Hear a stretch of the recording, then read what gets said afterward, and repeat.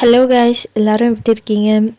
After live pregnancy vlog அப்புறம் நீங்கள் வந்து நிறைய பேர் வந்து எனக்கு ரெஸ்பான்ஸ் பண்ணி கமெண்ட் பண்ணியிருந்தீங்க. ஸோ சூப்பரான கமெண்ட்ஸ் அண்ட் வந்து லைவ் வியூஸ் வந்து போயிருந்தது. ரொம்பவே ஹாப்பியாக இருந்தது அது எல்லாமே பார்க்க. ஒரு சில பேர் வந்து தப்பாக கமெண்ட் பண்ணாலுமே ஒரு சில பேர் வந்து டேக் கேர் பண்ணி எனக்கு வந்து நிறைய பேர் வந்து கமெண்ட் பண்ணியிருந்தீங்க. ஆக்சுவலாக இந்த வீடியோ வந்து எதுக்காகன்னு பார்த்தீங்கன்னா, ஒரு சிஸ்டர் வந்து கேட்டுகிட்டே இருந்தாங்க, திரும்ப திரும்ப நீங்கள் டெஸ்ட் பண்ணிங்களா ஏதாச்சும் அப்படின்னு, பாசிட்டிவ் வந்ததா நெகட்டிவ் வந்ததா அப்படின்னு கேட்டுகிட்டே இருந்தாங்க. ஸோ நான் அன்னைக்கு செக் பண்ணது தான் கிட்டத்தட்ட எனக்கு 20 டேஸ் கிட்ட தள்ளி போயிருக்கு. ஸோ அதுக்கப்புறம் வந்து நான் செக் பண்ணவே இல்லை.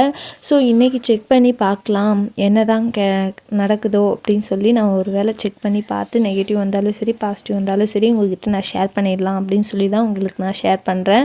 ஸோ இது வந்து எனக்கு தெரியாது. ஸோ யாரும் என்னை தப்பாக எடுத்துக்காதீங்க, ஏமாத்துறேன்னு நினச்சிக்காதீங்க. ஆக்சுவலாக இது வந்து நெகட்டிவ் தான் வந்தது. எனக்கு கொஞ்சம் கஷ்டமாக தான் இருந்தது. செக் பண்ணி ஒரு 1 hour 2 hour கழித்து நான் வந்து மறுபடியும் போய் செக் பண்ணேன். நான் ஃபர்ஸ்ட் செக் பண்ண மாதிரியே தான் ஃபைன் லைன் கிடச்சிருந்தது. ஸோ இதை வந்து நான் எப்படி கன்சல்ட் பண்ணி எடுத்துக்கிறதுனே எனக்கு ஒன்றும் புரியல. பிகாஸ் லைட் ஃபைன் லைன் கிடைச்சதுனால இது ப்ரெக்னெண்ட்டாக இருக்குன்னா இல்லை என்னன்னே எனக்கும் ஒன்றும் புரியல. ப்ரெக்னென்ட் கிடையாதுன்னு தான் நான் நினைக்கிறேன். செக் பண்ண உடனே பிங்க் லைன் வந்திருந்தது, அது வந்து கன்ஃபார்ம் தெரியும் எல்லாருக்குமே. ஸோ இது வந்து லைட் பிங்க் லைன் வரவும் இல்லை, ஒன்றும் இல்லை. ஸோ லைட்டாக தான் தெரியுதுங்க.